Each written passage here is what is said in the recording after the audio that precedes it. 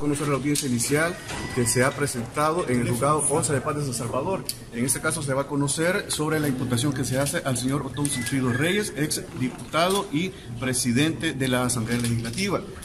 A él se le atribuyen los delitos de lavado de dinero, se le atribuye el delito de estafa agravada y también peculado. El delito de peculado consiste en los cargos que él estuvo ejerciendo tanto en la Asamblea Legislativa como presidente como director de Proesa.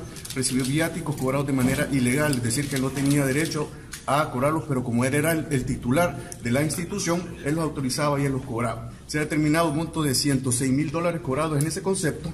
Se le ha determinado 181,000 en lavado de dinero solo a él, y también se le ha determinado que cometió un delito de estafa en perjuicio del IDFA por una compra irregular en la cual la IDFA dejó de percibir la cantidad de $105,000.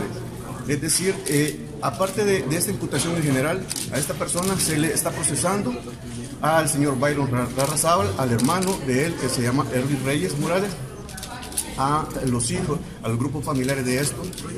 Son 14 imputados en todos. También se están procesando a las personas que hicieron las auditorías en la Corte de Cuentas, que omitieron realizar hallazgos tanto en la estafa del IFA como en el presupuesto que se manejó en la Asamblea Legislativa, y ellos se les está procesando por el delito de incumplimiento de deberes. Se ha determinado un monto lavado dentro del grupo completo de imputados por un monto de más de $6,5 millones en el concepto de el monto lavado. Esto es un dato preliminar, y este día se va a tratar de sostener la detención provisional para las personas que fueron capturadas y tratar de lograr que a las personas que no han sido capturadas se les emita la orden respectiva de detención, y por parte del juez pues también se emita la orden para que Interpol pueda ubicar a estas personas. Fiscal, ¿cuánto es el monto solo del señor Sigfrido?